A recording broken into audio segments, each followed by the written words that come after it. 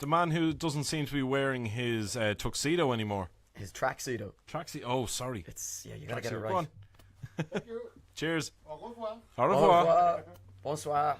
Bonsoir. So that leaves us with one final guest, and that man is no stranger to the camera. Peden Nielsen, jump in the hot seat for us. You look like you're stiff. Boom. Thank you. That's a compliment, I think, is it? Hang on for the camera. Oh, sorry. Will we do this again? Yeah. No, I don't know. Hold on. This romantic thing here. That's where you have to cross arms. This is getting more awkward as the time passes. That was lovely. I'd say it's more awkward for the people at home watching. Oh well, never mind them.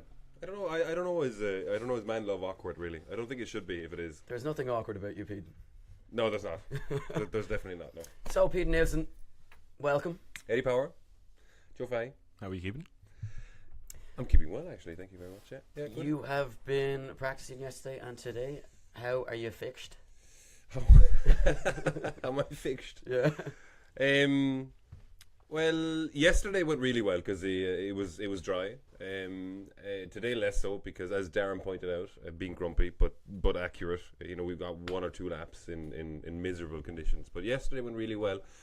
The track is interesting for me because, as you know, we run a low horsepower car, and so it's all about momentum going into that first bend. And I literally have no option other than going flat. You know, it's flat out, and that's it. That's the only option. And so I've spoken with every judge this evening.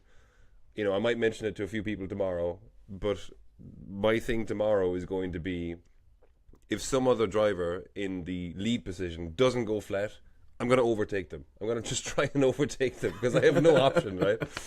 So you and David Hobbs will be kind of just looking to be full throttle, overtakes, and just hope for the best. Yeah, I mean, I'll get knocked out, right? I will lose for doing this, but that's okay because it proves a point, right? So that's okay. So it's a top 32 tomorrow as opposed to the standard top 24 and then top 16.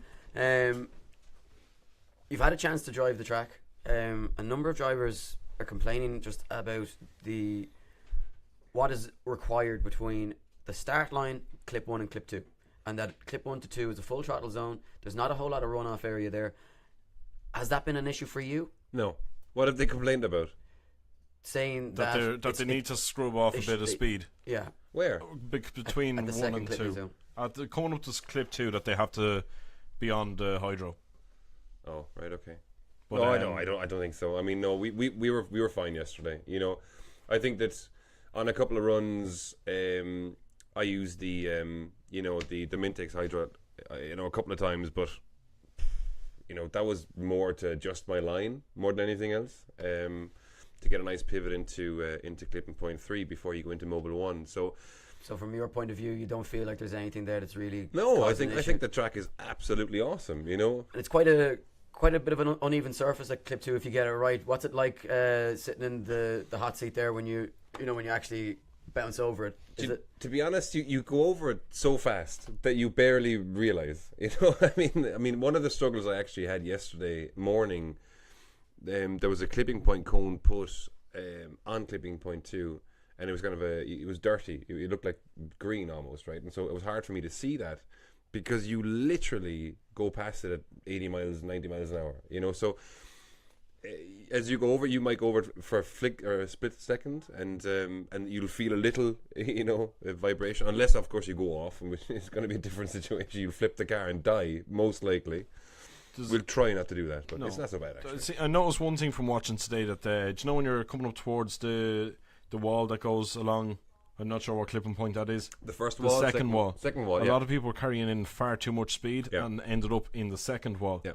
I know that a lot of people are giving out about them, but you could see, I could see the drivers who I was calling it a wall, and next thing, bam. Yeah. So it's tough. Today was, I mean, we saw fantastic semi-pro or pro-am driving today. These guys are unbelievable. You know, for what they do, they're just fantastic. And so, what was tricky today was we had 3 different tarmac surfaces and a lot of rubber put down yesterday, and then obviously a sprinkle of rain on top of it. So, you know, we had 2 laps in practice, and it was incredibly difficult. You know, there was a good half an hour between my two runs, but the track was totally different in those two, that space of that 30 minutes as well. So it was tough today because you have to launch it in where you saw that, and there's a lot of crashes there, where you saw that you're starting the previous corner, you're going from full grip on new tarmac to no grip on Mobile 1 to a bit of grip on that back straight, and then you're launching a car into an area that has zero grip because you're hitting the layout where we would come from Japfest or every other PD or IDC event here, right? So there's a lot of rubber laid down there. So you're going to just skid across that into a wall. The only way you've got, or the only option you have to go around it is by kind of almost shallowing up and going to the inside and hitting that new tarmac. But I was tough. I mean, the guys just rocked it today. They did a great job. So Peden, as you know, you always you're not shy about mentioning that you're a little bit underpowered at times. What is the actual horsepower of the car? 336.7. Yeah. The 0.7 makes a difference. It does. Running 95 octane SO fuel. That's it. So just standard pump fuel. Standard pump fuel. Literally, what we don't use this weekend goes into the Jeep for the spin home. And the Jeep is diesel. The Jeep is not diesel now. It would be a very short spin home if it was. Yeah. But Peden, no, like, I mean, you decided to, you were sitting in the judging seat for quite a number of years. You've been involved in the sport since the early days as well.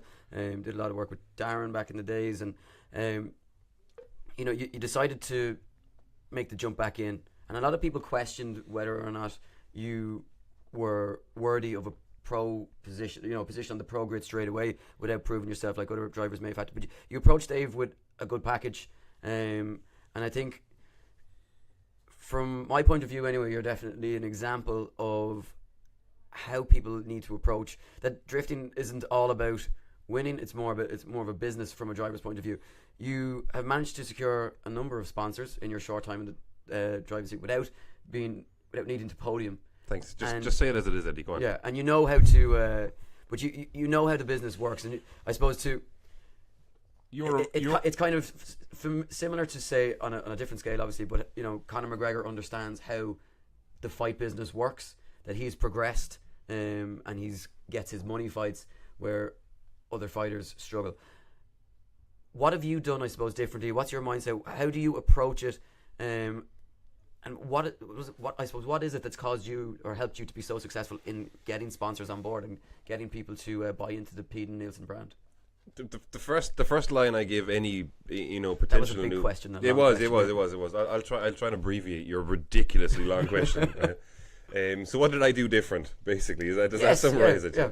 I start every conversation to a potential new partner because I absolutely see them as partners. I don't see them as sponsors. It works two ways, right? But I start with every single conversation saying, I am not going to win you anything. That's a bit tough to get over, but it is true. But I am going to generate return on investment, right? And that's the key piece, right? We partake in a championship that sees BDC last weekend had 1.6 million views, which is astonishing. 1.6 million views. That's a lot of people, right? And that's a lot of views, and a lot of people are not taking advantage of that. The second thing is, I'm blessed in the sense that what I do for a living is very similar to that kind of conversation, right?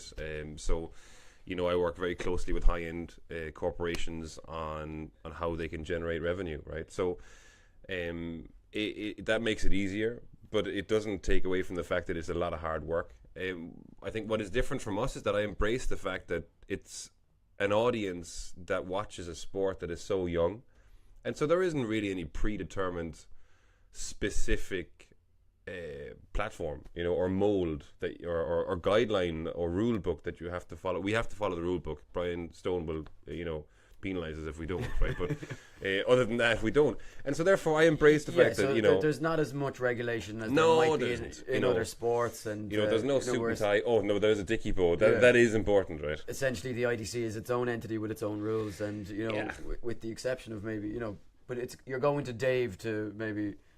Dave is kind of the rule book, essentially. Yeah, and so when I spoke to Dave first, this is a couple of years ago, and actually we kind of discussed it before I came back as well. we had a talk about it, and ultimately the decision was his. It wasn't mine. I mean, I gave him a pitch, and what we do is entertainment, right? And if I wasn't going to go out and win, then I was going to go out in a blaze of glory. Like, but that being said, I'm 5 points off third position in the championship. And that's what I was going to come to. Because while you may not have ever got to a final or been on the podium, and a lot of people questioned whether or not you deserved a position. You have managed to get results, and you're consistently. It's very rare that you're not in the top 16. While you don't always progress to the latter stages, you're there or thereabouts, and you have that consistency that maybe other drivers who would be considered more talented or have better machinery don't have that consistency that you seem to possess. Yeah, absolutely. And this is where, I mean, first of all, I've got the best team in the world behind me. There's no doubt, right? And the best set of partners you could ever want. And we've got a great announcement coming up actually this weekend with DTA Fast, a fantastic ECU crowd that have come on board with us this year, and recently off Mintex brakes as well. It's been fantastic in that sense. But I think the difference and where the team will always kill me is I refuse to put a lot of horsepower in the car. Refuse in the sense that I want to demonstrate. We've had this conversation so many times. I want to demonstrate that you can podium an IDC, the best and most competitive domestic championship outside of maybe the States. No, screw it. Outside of Japan, right, where it came from, and where they still do it right, that you can podium in the pro category, right? And so, we can get there. The reason why the team kill me is because the difference between getting podiums consistently and not just getting top 16s or top 8s is power. It really is. And I think especially on a lot of the tracks that we compete on, that is, it's inevitable that the further you go in the competition, the more it becomes down to horsepower does come into it at that point. It isn't in twin drifting. It absolutely is, right? And in qualifying less so, and that's where it does stand to me. And we've had round 1, we qualified 9th. Round 2 qualified 6th, right? And so straight into the top 16. Yeah, absolutely, that, right? And so no, we need a bit more power. But Ger, who's watching in Sweden right now, hey Ger. Wants us to do, a bit of an RB upgrade or something, change the engine out. It's not going to happen, obviously, right? Sorry, Jack. Sorry. It's not going to happen. But no, I want to run. I want to run the true engine to the true platform or vehicle that we have, and make an impact on that. So I suppose if you're going to stay with the platform that you have, you obviously have belief in yourself and the car. You have shown consistency. And let's be realistic here. Do you have a belief that you can take that car to the podium? Yes, absolutely. There's no doubt, right? It's literally down to me wanting to do it and wanting it enough. My genuine fear is that I work in life, through set milestones. If I get to that piece, I don't know what I just quit after that, to be honest with you, right? So maybe I'm trying to drag it out, but no. Well, you can give me the car. You wouldn't be able to even see the pedals. You're so short. We can adjust them. No, we can't adjust the pedals. I managed to drive a normal daily car. I'd figure it out. Yeah. I could stand up like kids on a truck. No, we can. I mean, there's no doubt about it. Can we do it this weekend? Absolutely. Can we knock off... Well, that sounds terrible, actually. Yes, we can. Can we knock out some big names? Yeah, I mean, we knocked out, Bagsy in his debut of his $100,000 car. More probably, right? Yeah, and I suppose Bagsy, one of the drivers who has talked so much about how he would like to take down the streak. He's not here this weekend, and it could go in his absence. Who do you think is the biggest challenger from the visiting drivers this weekend? Who do you think is the biggest threat to the streak? I understood the question the first time round. Yeah, okay. I just wanted to ask it twice. And both times were really good. I like the sound of my own voice. To be honest with you, I don't think any of them can do it this weekend. Oh, I don't think so. No, there's no hope. I think that the IDC grid at the moment is so strong. I think the reason why, and I'm gonna diss myself here for a second. The reason why I'm lying as high in the championship as I have is there's been a couple of upsets in the first round. I mean, Dwayne not qualifying round 1. a couple of mechanical issues for certain drivers, and that's why we see a bit of a mixed up grid at the moment, right? So, I don't know, were you interjection with a question there or something? I was going to say, like, a big contender for the weekend, Wesley Keating, he's out. Broken box. There you go, right? I mean, yeah, I mean, his box is terrible, right? So, I mean, it was going to break at some point, you know? His gearbox, was it? Yes. Oh, right, yeah. Yeah, no, if he hadn't bad luck, he wouldn't have any luck at all. No, I'm not being... There may be children watching, okay, so just... Darren was swearing earlier on, right? So... Yeah, that was earlier. Oh, right, okay, it's late. It's a different audience now. Yeah. No, I don't think... I'm not being smart or facetious or ironic or sarcastic, I should say, right? I don't think they can. I just don't think they can. They can go out and put on some good runs, but they... You know, the twin battle skills that the Irish drivers have... even on a different layout here is just phenomenal. Part of me is inclined to agree with you purely when you look Thanks, back just to BDC last weekend, and you know, 3 Irish drivers in the final 4. I forget exactly what way that podium went, but it was Dwayne, Jack, and was Colfer 3rd on the podium or 4th? I don't know.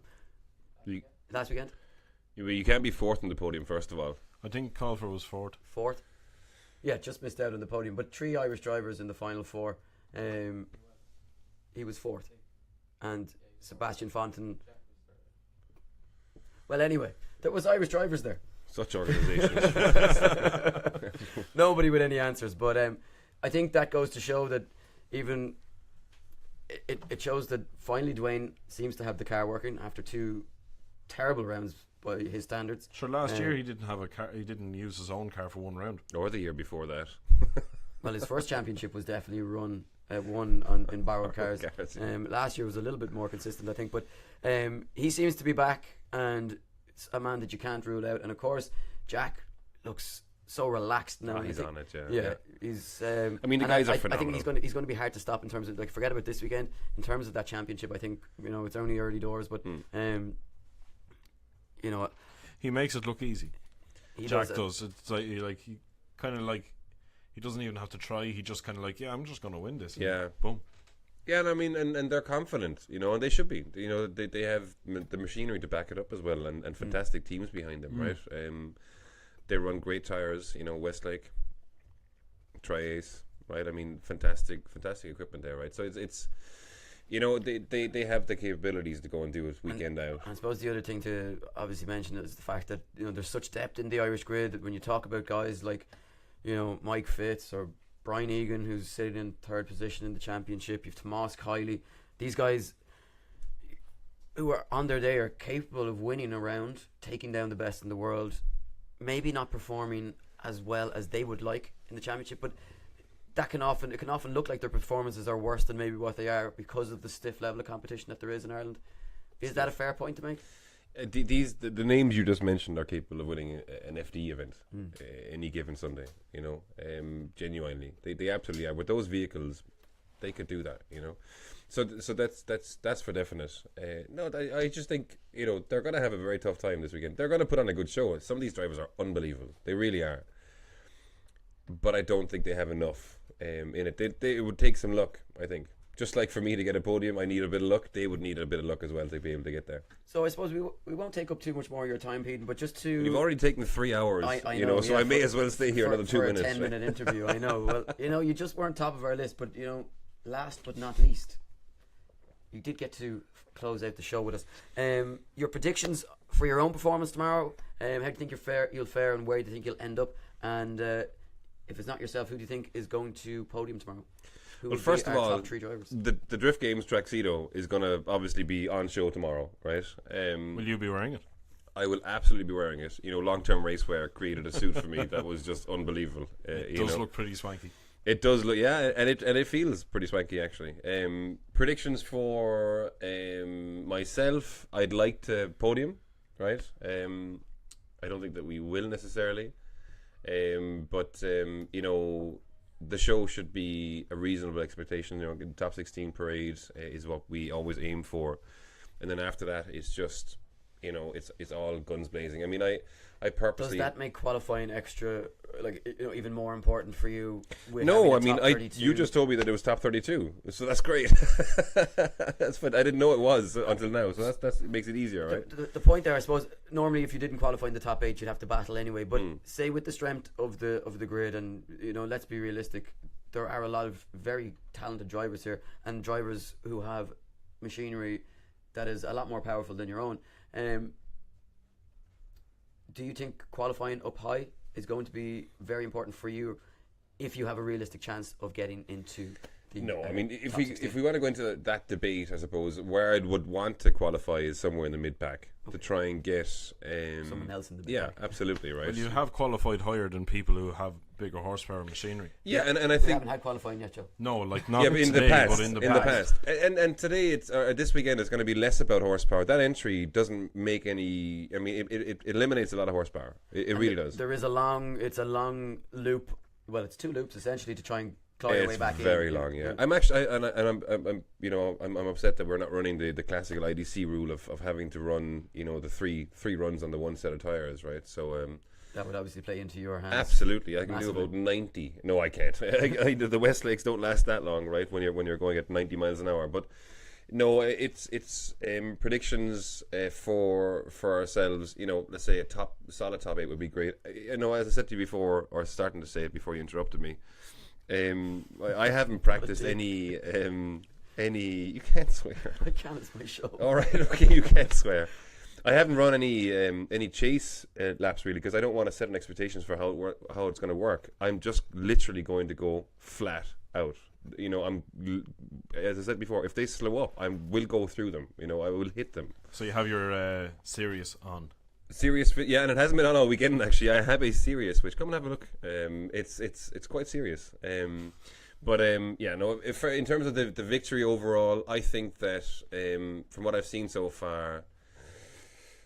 Sure, what am I saying? I haven't seen any of it. I've been in the queue the entire time.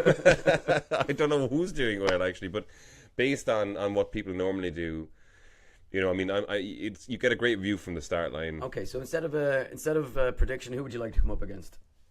I want to come up against Jack. I want to come up against Dwayne. I want to come up against the best people that we have because I want to take down the best people that we have. That's why I'm here. I'm not here for an easy road to that podium. I'm not here for luck. I want to beat them, and I will beat them. You're hungry for it. I'm starving right now because again 3 hours of waiting. I'm really hungry. Well, right? I'm actually going to get a Chinese on the way home if you want. All right. Yeah, I might take a spin with you. So look, Peden, thanks again for coming in and having a quick chat. It's been great talking to you. Thank you very much. Sorry for the abuse there. Yeah. Oh look, I'm accustomed to it.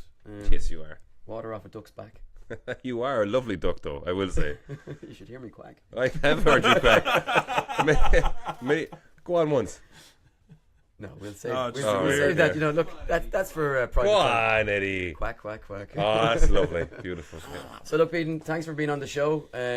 All the best for tomorrow. I'm really looking forward to seeing you out there, and hopefully you can, get to your top 8 and potentially, onto a podium. And certainly, I don't think it's out of your grasp in any way. I think it's certainly something that you have the determination and the belief to do it. So why not go out there? Do you really mean that? No. Yeah. Okay. Well, best of luck anyway tomorrow. I have belief in you. Thanks, Joey. I like you.